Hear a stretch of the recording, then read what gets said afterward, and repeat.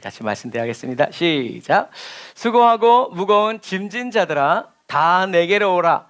내가 너희를 쉬게 하리라.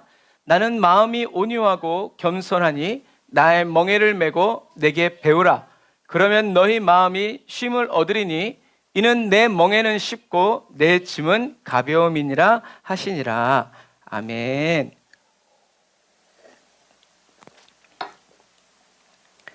지금 저와 여러분들은 계속 무엇에 대해서 지금 성경 하나님의 말씀이 선포되어지냐 하면 영혼 육에 대해서 지금 계속 선포되고 있어요. 영은 뭐고 혼은 뭐고 육체 몸은 무엇인가에 대해서 이렇게 밑을 베이스를 까는 거예요. 기초를. 개역개정에는 이렇게 나오죠. 그래서 근데 여기서 우리들이 지금 살펴봐야 될 것은 마음, 이제 쉼, 이게 뭐냐라는 거죠. 그래서 수고하고 무거운 짐 자들아 내게로 내가 너희를 쉬게 하리라 라는 이 아나파오는 위에서 쉬게 해주신다. 하나님이 끊어주신다. 하신다라는 얘기죠. 예수님이 나는 마음이 온유하다라고 할 때 이 마음은 하트. 보이는 하트는 심장, 보이지 않는 하트는 심중이라고 해석돼요. 그래서 예수님의 심중, 하트는 카르디아라는 이 단어는 온유하고 겸손하다라는 거죠. 그래서 예수님의 마음은 온유하고 겸손하니 나의 멍에를 메고 내게 배우라. 그러면 너희 마음이 할 때 이 마음은 soul, 스피릿은 영이라고 그랬어요. 그래서 너희 마음은 soul, 우리의 혼이 쉼을 얻을 것이다. 이것은 아나파오에서 나온 단어에 똑같은 거죠. 레스트, 쉬게 한다라는 얘기죠. 쉼을 얻을 것이다. 이는 내 멍에는 쉽고 내 짐은 가벼움이니라 하시니라 라고 주님이 말씀하고 계시죠. 그래서 여기에서 보면 중요한 단어가 뭐냐면 우리는 쉼 같지만 이 중에서 제일 중요한 단어는 뭐냐면 이 내가라는 단어예요. 누가? 내가. 세상이 주는 쉼도 있을 수도 있고 마귀가 주는 쉼도 있을 수도 있고 저와 여러분들이 취미생활하면서 오는 쉼도 있을 수 있어요. 그런데 진정한 쉼은 어디로부터 온다? 예수님께로부터 온다. 그래서 예수님이 함께 하실 때 그게 뭐라고 했어요? 카리스, 기쁨이라고 그랬죠. 주님이 함께 하실 때 그리고 저와 여러분들이 주님과 함께 할 때 세상이 줄 수 없는 기쁨과 평안이 저와 여러분들에게 임하고 그 안에 살아가게 된다라는 거죠. 그래서 예수님은 말씀하시는 거예요. 내게로 와라. 무슨 말이에요? 딴 데 가지 말고 내게로 와라. 그래서 마치 이제 막 시장에 가면 요즘에는 호객행위를 못하지만 예전에는 호객행위를 했죠. 이리 오세요. 저희 집이 싸요. 제일 맛있어요. 저긴 맛이 없어요. 갈 데가 많아요.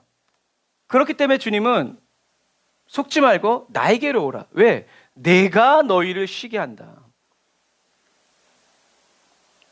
주님이 저와 여러분들을 쉬게 하여 주신다. 그래서 이 쉬게 하다라는 이 아나파오라는 말은 소생하다. 시편 23편에 내 영혼을 소생시키시고 할 때 그 소생은 어떤 단어라고 그랬어요? 길 잃어버렸던 양이 다시 우리 안으로 들어올 수 있도록 목자가 가서 찾아오는 거예요. 돌아오게 하는 거예요. 아버지의 집으로, 아버지께로, 목자에게로. 그게 소생이에요. 그래서 이 소생이라는 단어랑 똑같이 쓰이는 게 뭐냐면 부활이라는 단어예요. 저와 여러분들이 부활해요. 왜 부활하는 거예요? 하나님과 함께 있기 위해서. 그래서 이 부활과 또 같은 단어가 뭐냐면 부흥이라는 단어예요. 진정한 부흥은 뭐예요? 저와 여러분들이 아버지께로 돌아가는 거예요. 그게 부흥이에요. 민족이 아버지께로, 나라가 아버지께로, 시대가 아버지께로. 그래서 쉬게 한다라는 말. 그렇게 되도록 누가?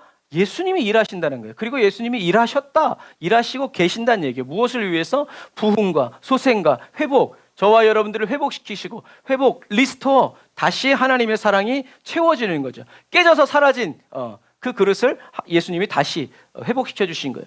저와 여러분들이 쉬게 한다는 거죠. 일이 없다라는 얘기 아니라 쉬면 뭐가 생겨요? 다시 힘이 생기죠. 일을 할 수 있는. 그래서 쉬는 것도 중요하다라고 얘기하는 거예요. 이럴 때마다 제가 옛날 이솝 이야기.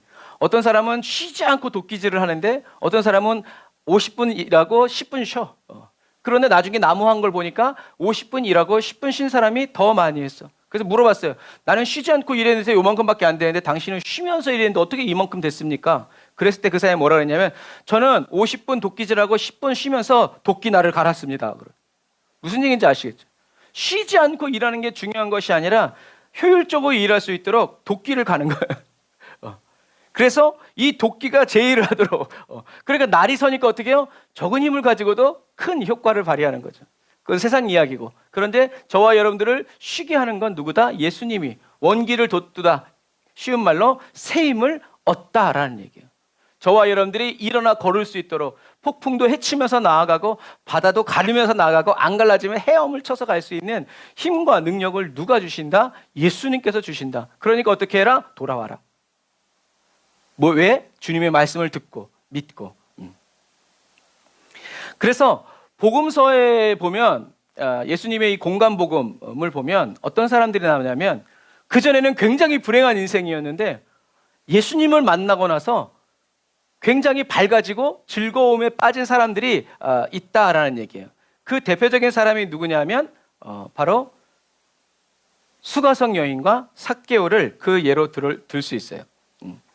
그래서 이 사람들은 수고하고 무거운 짐을 지고 있었는데 예수님과 만나서 대화하고 또 예수님과 만남으로 인해서 수고하고 무거운 짐이 다 내려놔지고 기쁘고 즐거운 삶을 살아가게 되는, 마음의 쉼을 얻고 마음이 즐거워지는 삶을 살아가는 대표적인 사람이 수가성 여인과 삭개오예요. 여러분, 마음이 편해지면 당연히 어떻게 돼요? 즐거워지죠. 너그러워져요. 하지만 반대로 마음이 무거워지면 근심과 걱정이 찾아오고 염려와 불안이 저와 여러분들을 덮치죠. 그러면 오늘 이 말씀에서 또 중요한 것은 뭐냐면, 그럼 이 수고하고 무거운 짐이 뭐냐라는 거죠. 저와 여러분들이 지고 있는 이 수고하고 무거운 짐은 뭐냐?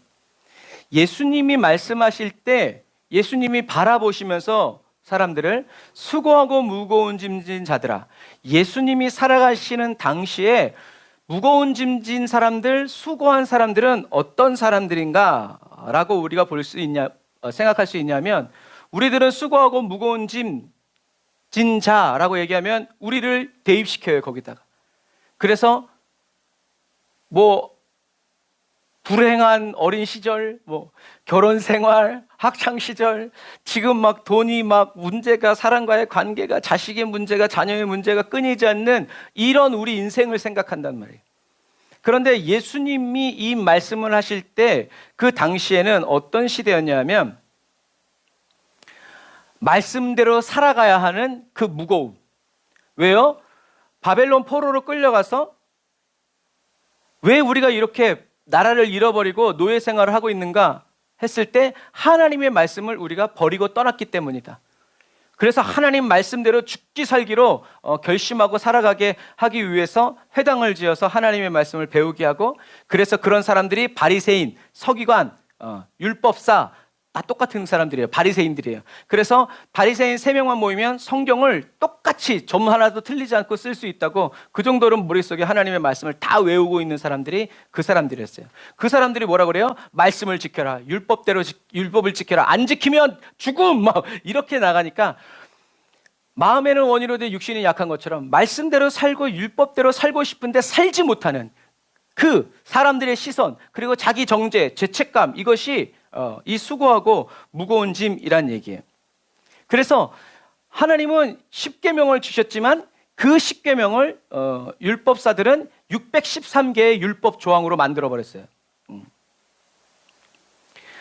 그리고 그것 말고도 장로들의 유전, 탈무드. 그래서 여러분, 옛날에는 탈무드 저도 많이 봤는데요, 탈무드 그 좋은 거 아닙니다. 유대인들이 자기 자녀들을 살아가면서 교육시켜야 되는 것들을 이렇게 묶어놓은 게 이제 그 탈무드예요. 그런데 예수님 당시에는 하나님의 율법의 말씀보다 이 장로들이 남겨놓은 이 유전이 교훈이 더 중요해진 거예요. 그래서 예수님 얘기하시잖아요. 하나님의 말씀보다 너희들이 장로들의 유전을 더 왜 사람의 가르침을 따르냐. 그래서 오늘날도 하나님의 말씀을 믿는 사람이 있지만 하나님의 말씀이 아니라 교리를 믿는 사람이 많다고 그러죠. 여러분, 교리 믿어서는 구원받을 수 없습니다.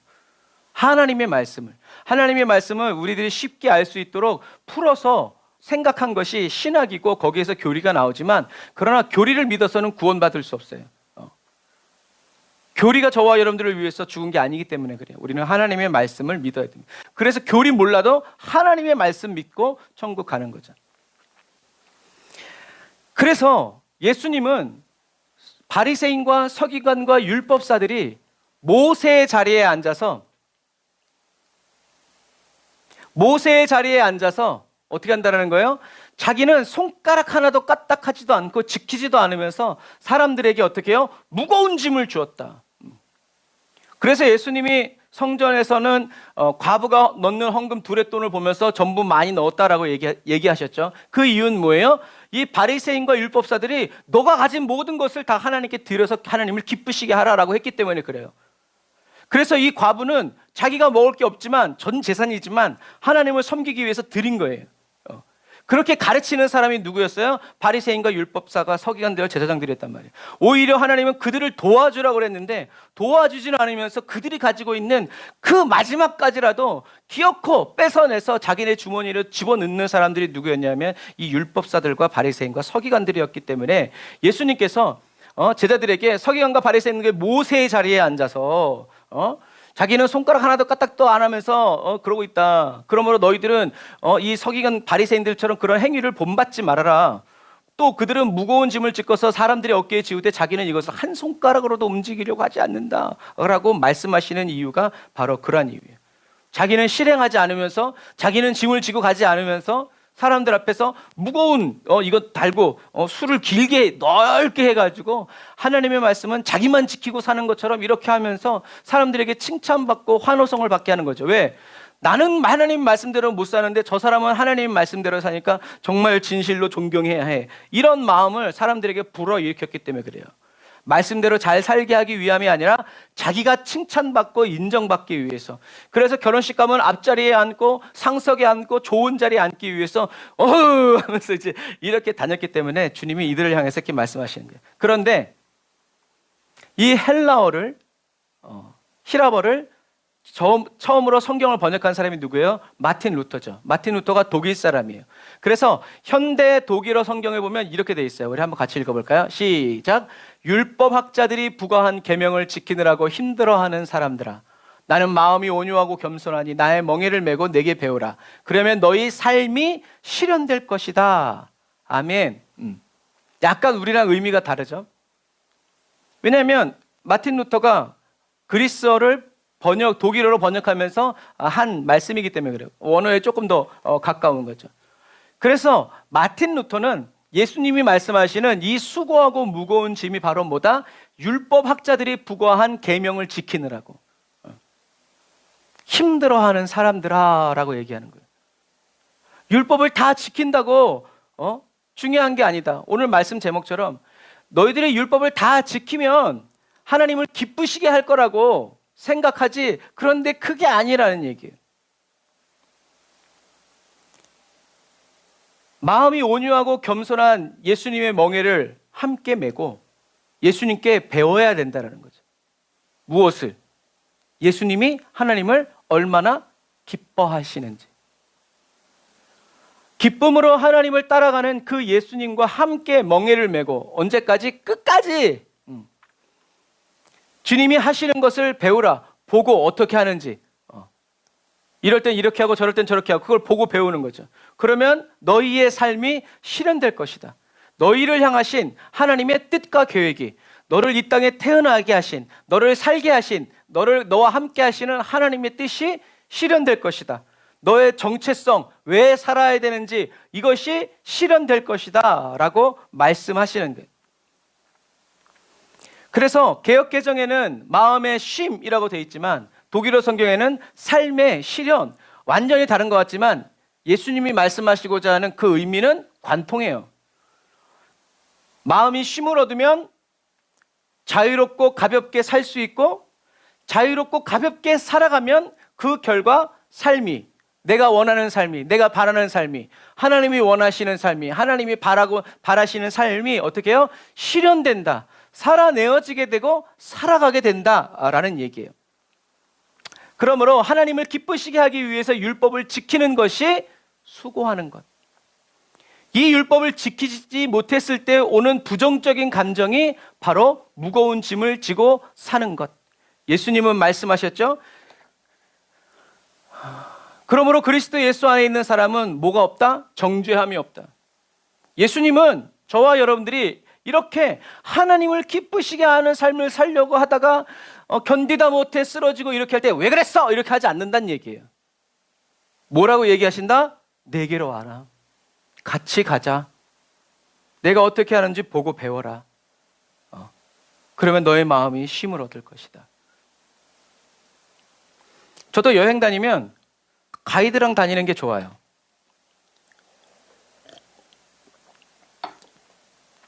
왜냐하면 따라가기만 하면 되니까. 뭐 먹을 거, 내가 오늘 어디서 자야 될지, 날씨가 어떨지 전혀 생각하지 않아요. 어떻게 하면 돼요? 물어보면 돼요. 물어본다고 귀찮으면 그냥 따라다니면 돼요. 여러분, 그게 신앙생활이에요. 그런데 제가 가이드 하려고 해보세요. 사람들이 아픈지 어떤지, 돈은 있는지, 뭘 잃어버린 거는 없는지, 오늘 날씨가 어떤지, 교통수단은 괜찮은지, 변경된 건 없는지, 돈은 얼마나 있는지, 어떤 식당에 사람이 얼마나 있는지, 예약은 잘 됐는지, 이거 잘 걷고 있는, 여러분 셀 수도 없어요. 셀 수도 없어요. 그래서 가이드 치고 뚱뚱한 사람이 없대요. 왜 신경을 써야 되니까. 여러분 그런 거가 마찬가지예요. 저와 여러분들이 오늘 우리가 찬양한 것처럼 나의 가는 길 주님 인도하시네. 그게 확실한 사람은 걱정하지 않아요. 지금 굉장히 어려운 것 같아도 주님 계신데 뭐. 묻어난 사람이 아니라 믿는 사람이에요. 지금 내가 누구와 함께 하는지.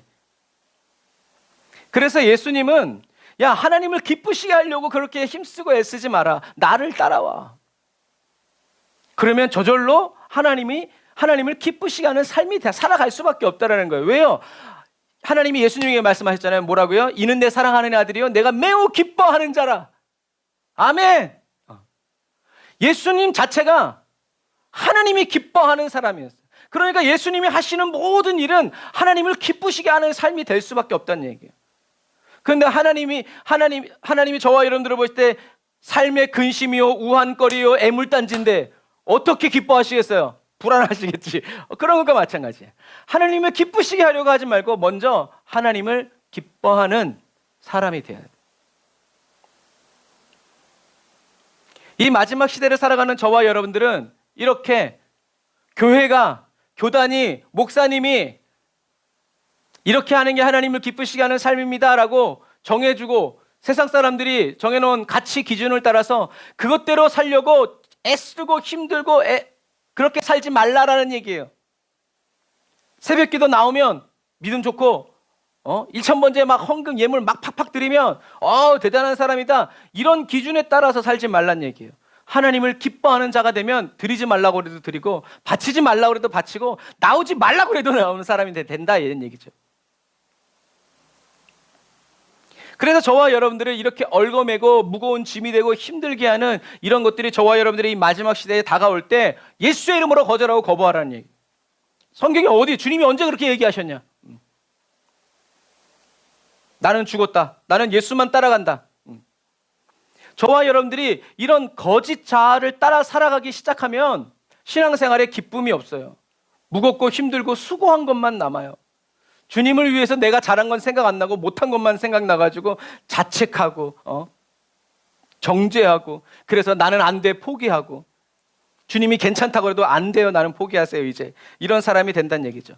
그래서 저와 여러분들이 세상이 만들어 놓은 이 거짓 자아를 얘가 자꾸 빠지네. 이렇게 빠질 때 왜 빠지는 거겠어요? 바꿔달라고 그러는 거죠. 바꿔달라고. 바꿔달라고. 지난주에도 막 퍽퍽대가지고 왜 그런지 몰랐는데 이게 빠져가지고 경험을 통해서 알게 되는 거죠. 자, 예수님은 저와 여러분들이 이렇게 세상이, 교회가, 교단이, 교리가 정해준 삶의 이런 방식에서 벗어나서 따라 살지 말고 하나님이 정해주신 하나님의 뜻과 계획, 그것이 뭐예요? 예수님께 와서 짐 내려놓고 아니지 예수님께 돌아오기만 하라는 거예요. 예수님께 돌아오면 예수님이 저와 여러분들의 이런 거죠. 아이들이 학교 갔다 오면 어떻게 해요? 옛날에 책가방 메고 다닐 때 저희 아이들이 학교 갔다 오면 제일 먼저 해준 게 뭐냐면 가방 내려주는 거였어요. 그래, 아유 수고했어. 가방 내려주고 저와 여러분들이 주님께로 돌아가면 주님이 저와 여러분들이 수고하고 무거운 짐을 다 내려주신, 저와 여러분들이 내려놓는 게 아니라 주님이 내려놔 주시는 체험을 저와 여러분들이 해야 돼요. 그래서 어린이 찬양했죠. 예수께로 가면 나는 즐거워. 예수님께로 가면 즐거워지는 거예요. 왜요? 주님이 내 모든 시험 무거운 짐을. 그래서 이것을 경험한 사람은 좀 전에 찬양한 것처럼 자기의 모든 수고하고 무거운 짐을 주님 앞에 내려놓을 줄 아는 그리스도인이 되는 거예요. 왜요? 이건 내 게 아니니까. 그래서 저와 여러분들은 예수님이, 하나님이 정해주신 뜻과 계획, 스케줄, 그 길처럼 마음이 온유하고 겸손하신 예수님께 나아가서 주님의 멍에, 내가 짊어진 거 빼고 주님의 멍에를, 자기 십자가를 지고 주님께 계속 배우면서 주님이 하시는 것을 보면서 하라는 대로 하면서 따라가면 저와 여러분들의 삶이 실현되어진다라는 거예요. 그래서 수가성 여인과 예수님의 대화를 살펴보면 이것이 딱 나타나요. 수가성 여인의 고민은 뭐였어요, 여러분? 얼핏 보면 남편이 5이라는 거, 그리고 사람들 창피해가지고 사람들 안 마주치려고 낮에 물들어 다니는 것이 고민인 것처럼 보일 수 있어요. 그런데 수가성 여인의 진짜 고민은 뭐였어요? 하나님을 기쁘시게 하는 예배자의 삶을 살다가 다시 오시는 메시아를 만나고 싶은데 그게 안 되는 거예요. 그게 이 수가성 여인의 고민이었어요. 그래서 바르게 살려고 몸부림치고 말씀대로 살려고 애쓰다 보니까 남편이 5이 된 거예요. 왜 남편이 5인지는 몰라요. 기도하라고 했는데 기도 안 해서 날렸는지, 그거 말씀대로 살라고 했는데 안 살아서 이혼했는지 그건 알 수 없어요. 하지만 하나님 말씀대로 살아가고 하나님을 예배하면서 정말 다른 거 원하는 게 아니라 정말 하나님 말씀대로 살기 원하는 그 믿음 하나 가지고 살았는데 눈 떠보니까 남편이 5이나 되는 거예요. 동네 창피해가지고 수군거리는 것 때문에 이제는 사람들과 어울리지도 못해요. 그래도 먹고는 살아야 되니까 물은 들어와야 되고 이런 삶이죠. 그래서 이 수가성 여인은 하나님을 기쁘시게 하는 삶을 살아가면서 다른 사람들의 인정도 받고 칭찬도 받고 싶은데 현실은 정반대였대요. 그래서 아무리 자기 자신을 돌아봐도 하나님을 기쁘시게 할 수 없는 이 자기의 처지가 너무나 이 여인을 근심스럽게 만들고 죽을 만큼 힘들게 만든 거죠. 여러분, 그래서 하나님은 예수님을 이 여인에게 보내신 거예요. 유대인이면 가면 안 되는 길을 가게 하셔서라도 보내신 거예요. 왜요? 하나님을 원하는 이 갈망을 하나님이 보셨기 때문이죠. 그래서 예수님이 만나 주셔가지고 대화해 주셨죠. 대화 상담. 서로 상자에 이야기 담자. 그래서 이 이야기 담자를 보면 말씀 언자에 불화자가 있죠. 그래서 상담이라는 것은 서로 이야기하면서 뭐예요? 말로 마음의 불을 끄는 게 이 담자예요. 여러분, 저와 여러분들이 주님, 어떤 사람과 대화하면 마음의 불길이 더 치솟는 사람들이 있지만 어떤 사람과 이야기하면 마음의 불길이 싹 사그러지는 사람이 있단 말이에요. 그런 사람이 상담을 해야지 무슨 말만 몇 마디 하면 정죄하고 네 잘못이라고 야 이렇게 하는 사람하고는, 그런 사람은 상담할 수가 없어요. 또 마찬가지. 이 여인은 예수님과 대화, 상담하면서 어떻게 해요? 이 여인 안에 있었던 마음의 불길이 예수님의 말로 덮어서 꺼지는 거예요. 마음이 시원해지기 시작하는 거예요. 마음이 즐거워지기 시작하는 거예요. 자기를 삼키고 자기를 사로잡았던 이 감정의 불길이 거짓 자아가 샤라라라라 녹는 거예요. 그래서 성경은 이 수가성 여인이 예수님의 말씀을 어떻게 해요? 잘 들었다라고 표현하는 거예요. 잘 들었다라는 것은 뭐예요? 자신의 심중, 하트, 자신의 이 마음의 카르디아에 주님의 말씀이 어떻게 해요? 그대로 받아들였다. 다시 말해서 머리에 쏙쏙 들어오고 마음에 새겨지는 거예요. 확실하게 새겨지는 거예요. 뭐 판단하고 생각하고 그럼 이런 것이 아니라 그냥 예수님이 말씀하시는 그대로 이 여인이 받은 거예요. 여러분, 이게 뭐 어떤 방법이 있는 게 아니라 저와 여러분들이 생각하는 거 멈추고 저와 여러분들의 경험과 지식에 의해서 판단하고 결정하는 것을 멈추고 그냥 주님의 말씀을 그냥 그대로 받아들이면 그 말씀은 저와 여러분들의 혼에 떨어져서 결정 짓고 판단하는 그런 것이 아니라 저와 여러분들의 심중, 하트, 잘못된 번역이지만 심령에 떨어져서 옥토에 떨어지고 마음에 새겨지는 거죠. 그냥 저와 여러분들이 그럼 이거 어떻게 해야 되나요? 그냥 하나님의 말씀을 들을 때 생각하고 판단하지 말고 그냥 그대로 들으면 돼요. 그러면 이게 어디로 들어가냐? 그냥 자동으로 저와 여러분들의 하트, 심중에 들어간다는 얘기예요. 그리고 심중에 들어간 이 하나님의 말씀이 저와 여러분들이 기도할 때나 어떤 선택의 순간에 이 말씀이 딱 떠오르고 저와 여러분들에게 외친다는 거죠. 그냥 시스템이 그렇게 돼 있는 거예요. 그런데 하나님 그런데 잠깐만, 이거 무슨 말씀이지? 머리를 굴리기 시작하면 이 말씀은 우리의 하트에 들어오지 않고 우리의 생각 속으로, 소울로 넘어가서 우리의 경험과 지식에 의해서 판단하고 연산되어 가지고 결론이 옳다, 그르다, 할 수 있다, 할 다 없다, 맞다, 틀리다로 난다는 거죠. 그러나 저와 이 생각을 멈추고 하나님의 말씀을 그냥 아멘 그대로 받으면 이 말씀이 저와 여러분들에게 하트에 떨어져서 하나님의 일을 하나님의 때에 하게 된다라는 얘기. 그래서 예수님이 말씀하신 그대로 예수님은 이 여인에게 영원히 목마르지 않는 생수를 이 여인의 심령에서 터뜨려 주신 거예요. 그러니까 마음에 가득 차 있던 이 울화가 성령의 생수가 팡 하고 터지니까 싹 쓸려 내려간 거죠. 그래서 이 여인은 마음이 수고하고 무거운 짐을 다 벗어버리고는 이제 가볍고 자유로워져서 그 마음이 기쁘고 즐거워진 거예요. 그래서 이때 이 여인이 부른 찬양이 어떤 찬양이에요? 내 영혼이 은총 입어. 자, 여기서 은총은 뭐예요? 은총은 은혜랑 다른데 은총은 뭐라고 얘기하냐면 하나님의 위대하신 계획, 그것을 은총이라고 그래요. 그러니까 이 여인은 나는 남편이 5이나 되는 지지리 복도 없는 년인 줄 알았는데 은총, 하나님은 나를 사랑하시는구나, 나를 기뻐하시는구나, 나를 구원하셨구나, 나를 아시는구나, 나를 찾아오셨구나, 이것이 하나님의 계획이구나. 이게 바로 은총이에요. 하나님의, 저와 여러분들 향한 하나님의 원대한 계획, 이것을 은총이라고 얘기해요. 그래서 내 영혼이 은총 입어 중한 죄짐 벗고 보니 슬픔 많은 이 세상도 천국으로 하도나. 할렐루야 찬양하세. 내 모든 죄 사함 받고 주 예수와 동행하니 그 어디나 하늘나라. 아멘. 이 가사가 좀 바뀌겠는데. 그러니까 뭐예요? 하나님은 나를 향한 은총이 있으셨는데 이것을 오늘 내가 주님을 만남으로 깨닫게 된 이것이 은혜라는 거예요. 하나님의 특별한 만남의 시간이 나에게 임한 거예요.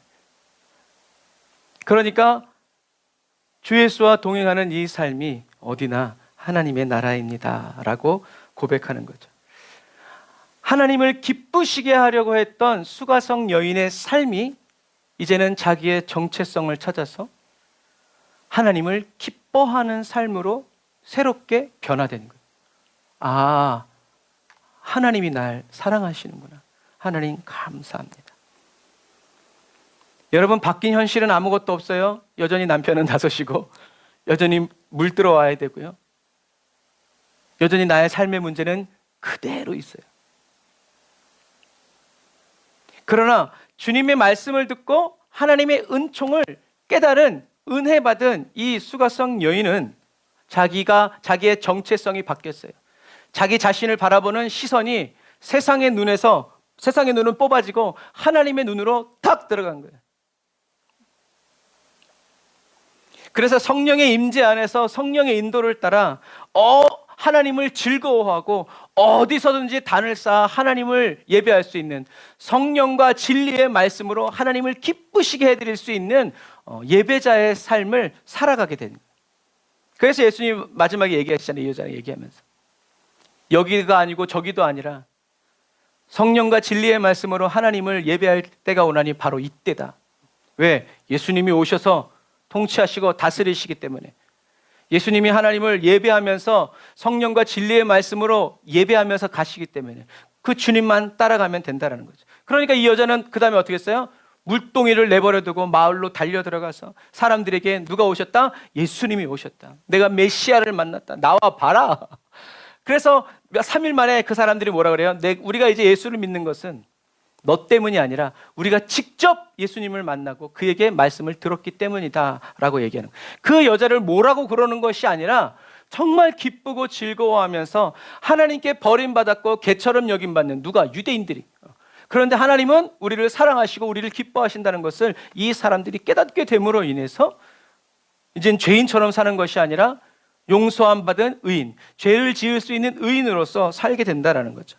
그래서 이 수가성 여인은 그전에는 슬프고 괴롭고 곤고한 삶이었지만 예수님이 자신을 찾아오셔서 자기와 이야기해 주시고 진리를 전하여 주심으로 말미암아 이 여인은 이제 그날부터, 예수 만난 그날부터 마음이 기쁘고 즐겁고 가볍고 아주 좋은 그런 삶을 살아가게 된 거죠. 저와 여러분들에게도 나는 죽고 오직 예수 그리스도의 생명으로 살아가는 새 생명의 삶을 주님이 이미 열어주셨음을 여러분 기뻐하고 찬양하시기를 주님의 이름으로 축복합니다. 자, 그 다음 또 한 사람이 있죠. 삭개오. 삭개오라는 이름의 뜻은요, 순수함, 깨끗함, 맑음이란 뜻이에요. 그래서 자케오라고 얘기도 하고 자카라는 브랜드도 있어요. 그런 것처럼, 그래서 이 순수함, 깨끗함, 맑음이라는 이름을 이 삭개오의 부모가 지어주면서 너는 하나님 앞에서 순수하고 깨끗하고 맑게 살아라. 다시 말해서 의로운 사람이 되어라 라고 이름을 정해준 거예요. 삭개오의 부모는 자기 아들이 그렇게 의로운 사람으로 살라고 축복하면서 삭개오의 이름을 지어주었지만 삭개오의 현재는 하나님을 기쁘시게 하는 의인의 삶이 아니라 삭개오의 현재는 뭐였어요? 하나님의 백성들의 피땀을 빨아내서 쭉쭉 빨아먹는 로마의 세리의 관원장이 됐다라는 거예요. 세상적으로 보면 엄청 출세한 거죠. 먹고 살 걱정을 고민할 게 하나도 없는 사람이었어요. 그런데 문제는 삭개오 안에 뭐가 있었다는 얘기예요? 하나님 앞에서 의로운 사람으로 살고 싶어하는 마음의 갈망이 타오르고 있었다는 얘기예요. 부모는 자기의 이름을 의로운 사람이라고 지어줬을런지 몰라도 그 의로운 사람이라는 이름을 가지고 세상적으로 형통한 삶을 꿈꾼 것이 아니라 하나님 앞에서 나도 의롭게 살아가고 싶은 그 마음의 불이 삭개오 안에 있었단 얘기죠. 그래서 이 삭개오도 수가성 여인처럼 나는 할 수 없지만, 나는 그 길을 갈 수 없는데 나를 도와주시고 나를 구원해 주실 메시아를 기다리고 있었던 거예요. 그래서 메시아라고 말하는 청년이 왔을 때 그 청년 얼굴이라도 보려고, 여러분 키가 작아서 못 본 게 아니에요. 세관원장이기 때문에 그런 거예요. 세관원장인데 믿음이 충만한 유대인들 앞에 있으면 어떻게 했어요? 돌 맞아 죽어요. 그러니까 나무 위에 올라간 거예요. 키 작다는 것은 소용없어요. 그런 의미가 아니에요. 사회적으로 지위가 있는 사람이 돌 무화과 나무에라도 올라가서 예수의 얼굴을 멀리서라도 한번 보고자 하는 그 마음의 갈망을 누가? 하나님이 하셨어요. 그래서 예수님을 보내신 거예요. 그래서 예수님의 공생의 사역 중에 예수 믿지 않는 사람의 이름을 정확히 불러준 사람은 삭개오가 최초예요. 다 이름 모를 사람 이랬지만 제자들 그런 사람들 빼고 예수를 따르지 않는 사람들 중에 누구야? 라고 부른 건 삭개오가 최초예요.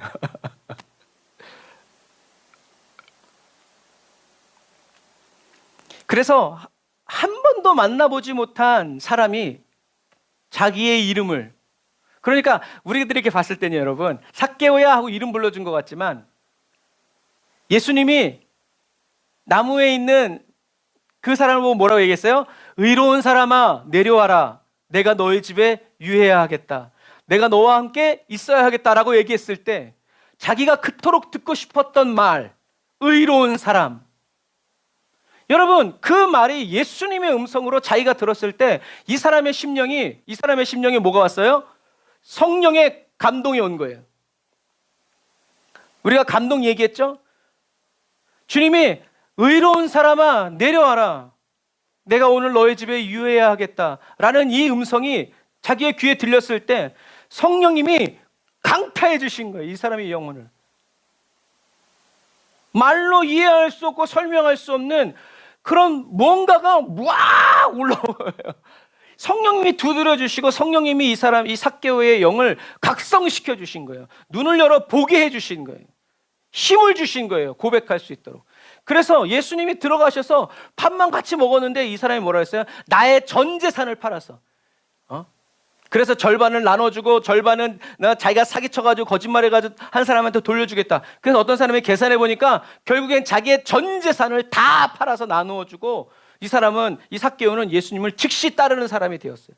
여러분, 얼마나 하나님을 기다리고 얼마나 하나님을 기쁘시게 하기를 원했는지 이 삭개오의 갈망이 어땠는지 아시겠죠?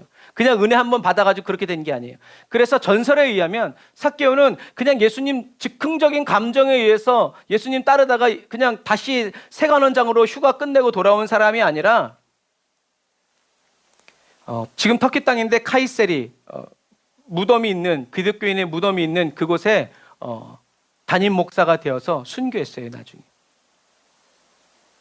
일시적인 감흥으로 인해서 주님을 재산 팔아가지고 따른 것이 아니라 성령님의 감동을 어떻게 해요? 받았고 그것을 지켰어요.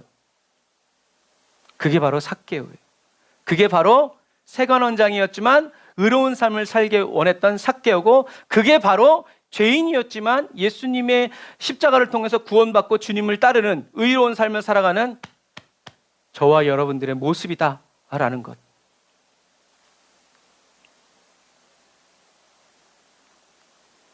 삭개오는 하나님을 기쁘시게 하기 원했지만 정작 자기가 받은 건 하나님이 삭개오를 기뻐하셨다. 기다리고 찾고 계셨다는 것.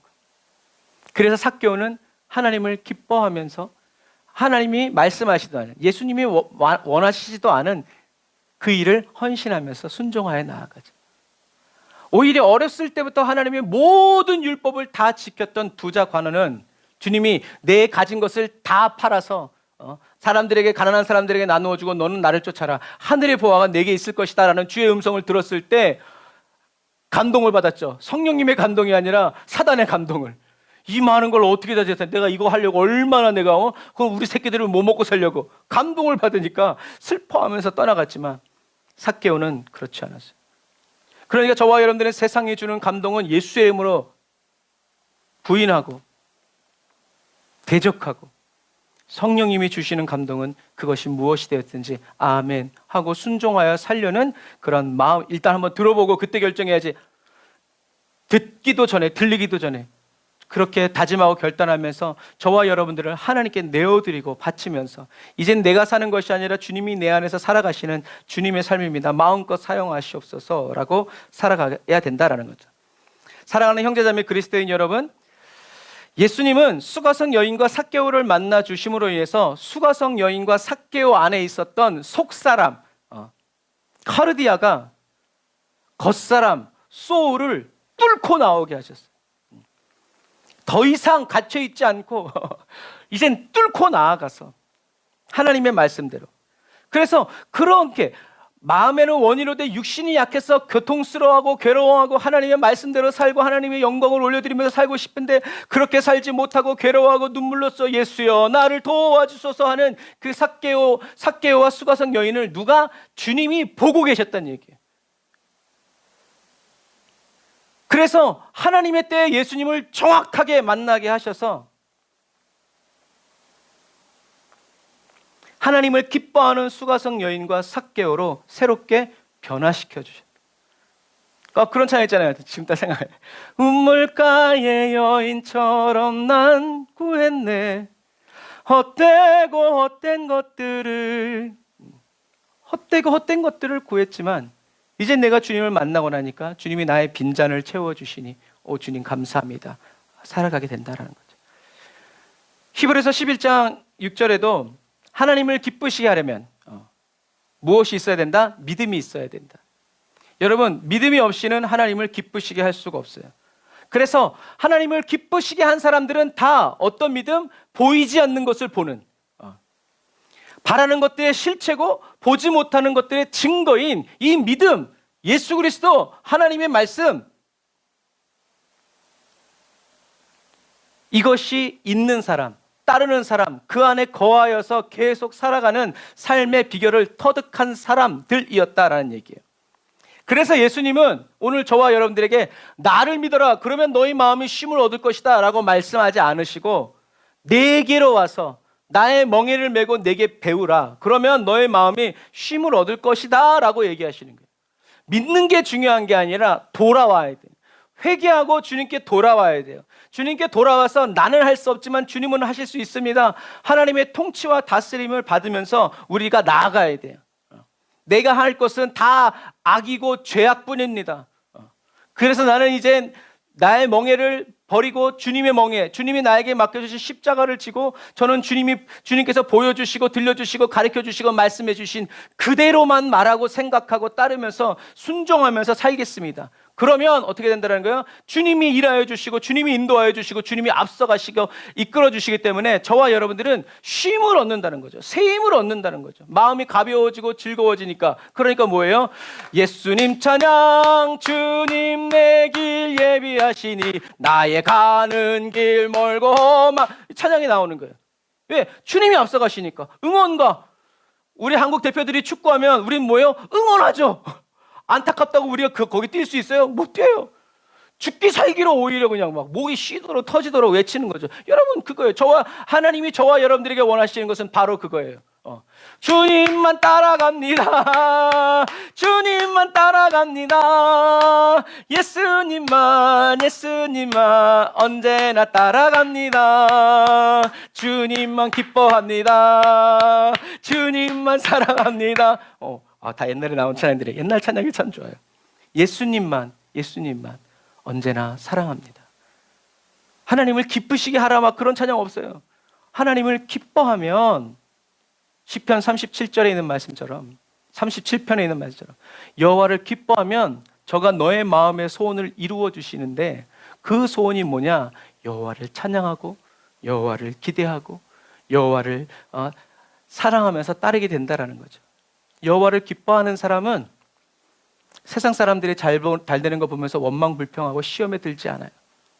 나를 사랑하는 주님, 나의 목자 되시어서 주오시면 천국에서 주님과 살리라 영원토록.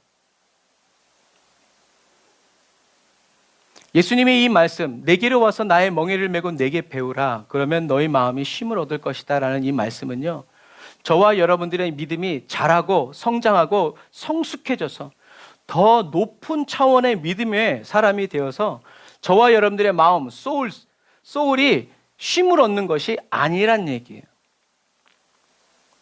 저와 여러분들이 성장하는 것이 아니라 저와 여러분들 안에서 살아가시는 예수님을 저와 여러분들이 따라가는 거예요. 옛날에는 1분 따라가는데 이제는 1시간을 따라가고 10시간을 따라가고, 참 그게 그래요. 제가 요즘에 철봉하거든요. 철봉하는데 그 유튜브에 보니까 20초만 매달리래요. 근데 처음에 20초 매달리기도 너무 힘들었어요. 그런데 요즘에 1분 이상 매달려 있어요. 그게요, 점점 늘어나요. 참 신기하죠? 우리가 주님을 따라가는 그 삶이 점점 우리들이 힘쓰고 애를 쓰고 반복하면 점점 길어지고 넓어지는 거예요. 저와 여러분들이 예수님이 하신 말씀을 그대로 듣고 받아들여서 수고하고 무거운 짐을 진 채 하는 이 생각을 멈추고 예수님께 나아가면, 예수님께서 저와 여러분에게서 수고하고 무거운 모든 짐을 벗겨주시고 예수님의 보혈로 씻어주시고 저와 여러분들의 마음이 가벼워지고 즐거워지는 거예요. 가벼워지고 즐거운 마음을 가지고 우리들이 예수님이 메고 계시는 맹을 저와 여러분도 함께 메고 주님을 따라가면서 예수님이 말하는 대로 말하고 행동하시는 대로 행동하고 가시는 길을 순종하고 저와 여러분들이 복종하면 그 다음에 어떻게 되느냐? 성령님이 더 풍성한 은혜를 부어서 채워주시고 임재해 주시고 성령의 기름을 하나님 아버지께서 더 물 붓듯이 기름 붓듯이 채워주시는 거죠. 누구에게 그렇게 하셨어요? 예수님에게. 저와 여러분들의 마음은 더 가벼워지고 더 즐거워지고 더 사랑으로 충만해져서 하나님을 기뻐하는 삶을 어떻게 해요? 실현, 이 땅 가운데 드러내고 나타내는 나는 얘기죠. 그것이 바로 저와 여러분들이 이렇게 살아갈 때 하나님이 원하시고 바라시는 대로 하나님이 저와 여러분들을 창조하신 이유 함께 있고 즐겁게 동행하기 위해서 예수님도 그래서 제자들을 부르셨죠. 하나님이 원하고 바라시고 뜻하신 그대로 이 땅에 드러나고 나타나짐으로 말미암아 하나님은 저와 여러분들의 그 삶을 뭐라고 해요? 영광이로다.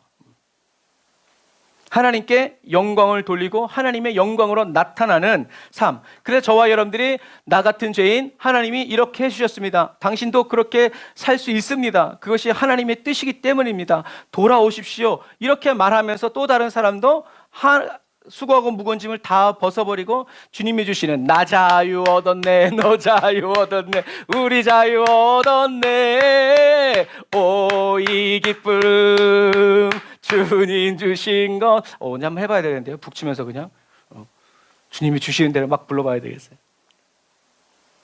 그렇게 성령의 불길이 번져가고 퍼져가고 들불처럼 산을 태우고 그렇게 하나님의 영광이 나타나는 저와 여러분들의 삶이 되시기를 주님의 이름으로 축복합니다. 저와 여러분들이 일일이 붙이고 다니면서 왜 안 붙냐고 막 힘쓰고 애쓰지 말고 성령님의 인도를 따라 가야 한다. 하나님은 저와 여러분이 이렇게 하나님을 기뻐하는 사람으로 창조하셨고 예수님을 십자가에 못 박아 죽이심으로 하나님의 이 계획이 다시 저와 여러분들 안에서 저와 여러분들의 인생과 삶에서 다시 시작되도록, 그래서 저와 여러분들은 그냥 영혼 구원받고 죄 안 짓는 삶을 살아가는 데서 끝나지 말고 하나님이 저와 여러분들을 지으신 그 창조의 목적 그대로 이제 다시 회복되었으니 이제 하나님의 영광을 나타내는 삶으로 나아가야 한다라는 얘기예요. 그것이 바로 하나님이 원하시는 거예요. 하나님은 저와 여러분들을 통해서 하나님의 의로우심이 드러나기를 저와 여러분들에게 요구하신다는 것을 기억해야 합니다. 저와 여러분들이 믿음이 자라고 성장되고 성숙되어서 하나님을 기쁘시게 하려는 그러한 높은 차원, 믿음이 좋은 성령 충만한 그리스도인이 되려고 하지 말고 저와 여러분들 안에 살아계시는 예수 그리스도가 믿으시는 그 믿음을 따라서 저와 여러분들이 함께 동행할 때, 기쁨과 즐거움으로 나를 인도하여 주시는 예수님과 함께 나아갈 때 저와 여러분들을 통해서 하나님의 영광이 나타나고 드러나는 그리스도인이 되시기를 주님의 이름으로 축복합니다. 그래서 저와 여러분들을 위해서 죽으시고 부활하셔서 지금 성령으로 저와 여러분들 안에서 그리고 밖에서 머리 위에서 좌우 앞뒤 저와 여러분들의 온 삶을 성령으로 둘러서 주님의 산성 안에 요새 안에 반석 위에 저와 여러분들을 세워주시는 예수 그리스도를 여러분 기뻐하시기를 바랍니다. 그러므로 내가 예수를 기뻐하는 사람인가? 한번 돌아보시고 기뻐하지 않는다면 회개하고 성령님 도와달라고 이끌어달라고 기도해서 주님을 기뻐하는 저와 여러분들이 다 되시기를 바랍니다.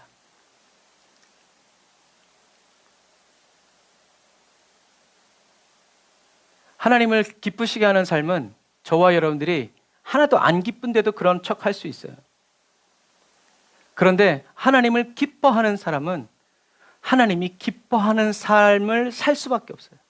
하나님을 기쁘시게 하기 위해서 살아갈 수밖에 없다라는 것을 여러분 기억하셔서 하나님을 감동시키고 기쁘게 해서 저와 여러분들이 원하는 무언가를 얻어내려고 하지 말고 그냥 하나님을 기뻐하면서 살다 보면 하나님이 저와 여러분들에게 필요한 모든 것들을 하나님에 대해 공급하여 주신다는 것을. 그런데 이것 때문에 하나님을 믿는 것이 아니라 예수님이 좋은 걸 어떡합니까 하면서 살아가는 저와 여러분들. 세상의 어떤 것도 비길 수 없는 예수님이 좋은 걸 어떡합니까?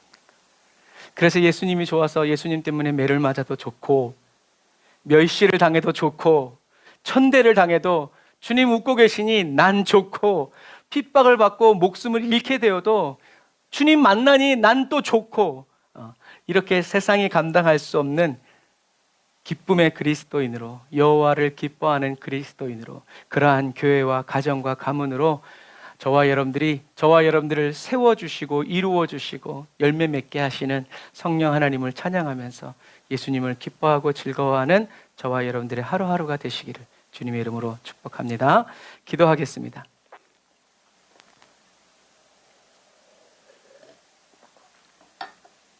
아멘. 하나님 감사합니다. 오늘 저희들에게 주님의 말씀 주시고 여호와를 기쁘시게 하는 삶 이전에 여호와를 기뻐하는 삶을 살아가게 하여 주심으로 하나님이 진정으로 원하시는 것이 무엇인지 저희들에게 가르쳐 주시고 눈을 열어 보게 하여 주시니 감사합니다. 하나님, 저희들이 원하는 것을 얻기 위해서 하나님을 기쁘시게 하려는 그런 목적과 야욕의 그리스도인 되지 않고 그냥 예수님이 좋아서, 예수님을 사랑해서 모든 것을 다 내어드리고 항상 함께 동행하는 그리스도인으로서의 삶을 아버지 끝까지 살게 하여 주시니 감사합니다. 하나님을 오해하고 착각하면서 나의 목표를 이루고 나의 필요를 채우고 나의 만족과 유익을 위해서 하나님이 기뻐하실 만한 일을 하려고 애썼던 저희들의 지난 날을 용서하여 주심을 찬양합니다.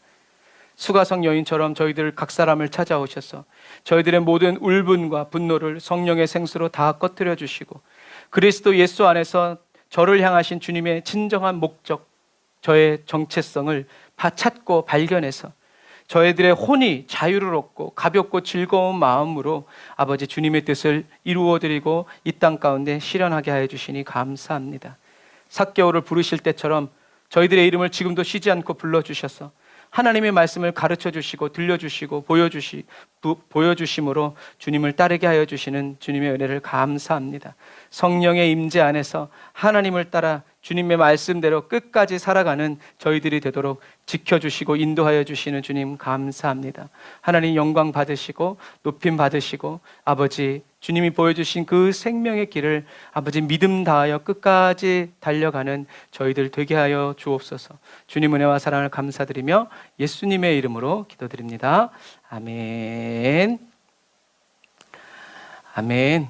우리 다 같이 지금은 엘리야 때처럼 찬양하면서 준비하신 예물 하나님께 드리고 축도로 예배를 마치도록 하겠습니다. 지금은 정말 마지막 때입니다. 지금은 엘리야 때처럼 주 말씀이 선포되고 또 주의 종 모세의 때와 같이 언약이 성취되네. 비록 전쟁과 기근과 핍박 환난 날이 다가와도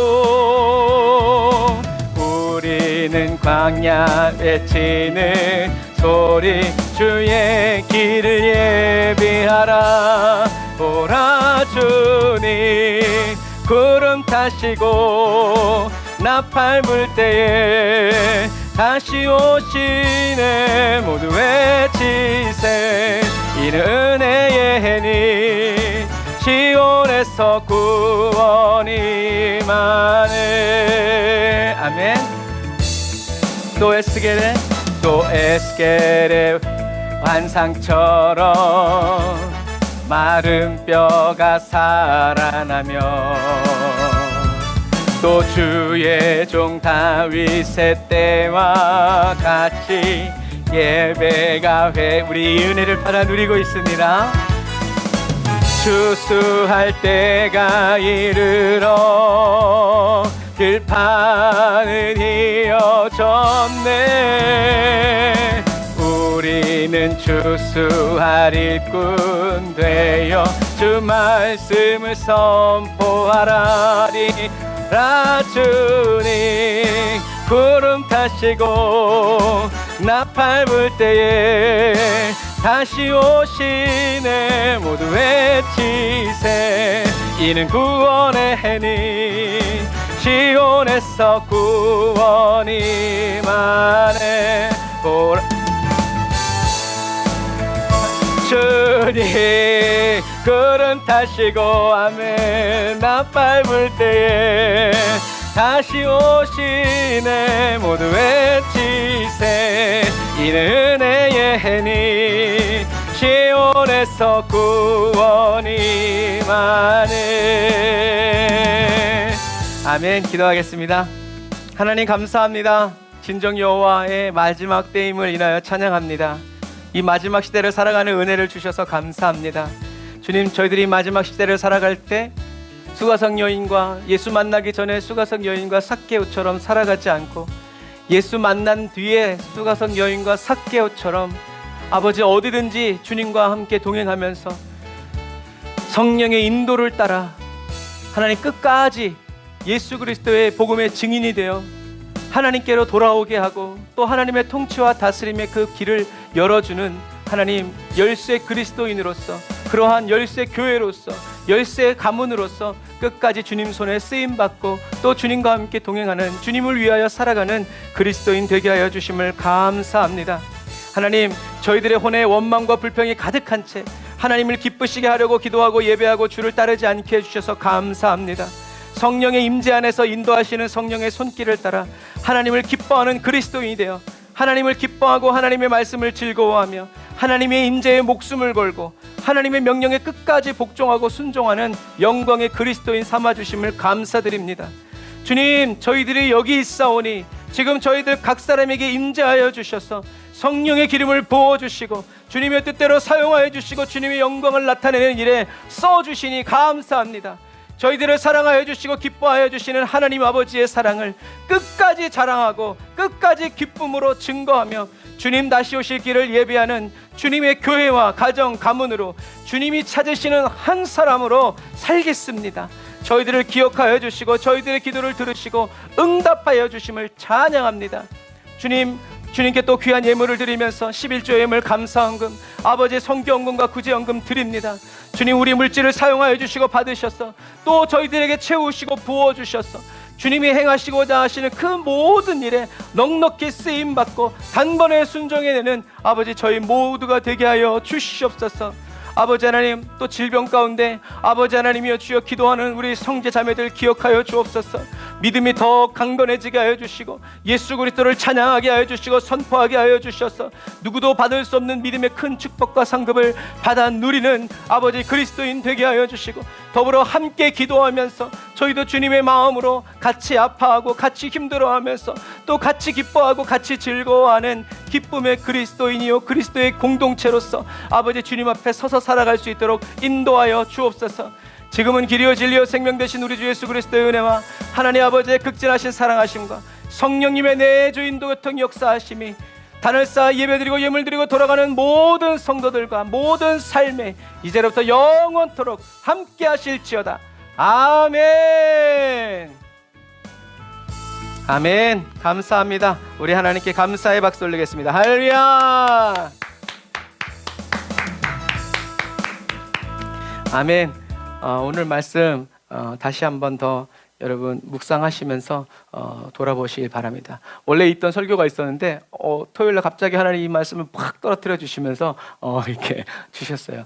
하나님의 감동이 정말 이 시대에 저와 여러분들에게 주시고자 하시는 그 말씀을 저와 여러분들이 잘 듣고 거짓자에 속지 말고 진리이신 성령님을 따라서 하루하루를 온전하고 담대하게 살아가시기를 바랍니다.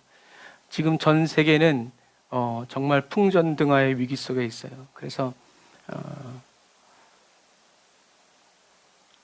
이스라엘이 이란의 핵시설을 공격했고 이제 이란이 만약에 이제 핵을 쓰게 되면 이제 전 세계가 혼돈에 빠져 들어가는데, 저와 여러분들은 그것과 상관없이 하루씩 주님께 충성해서 주님께 순종하면서 기쁨으로 살아가는 저와 여러분들이 다 되시기를 바랍니다.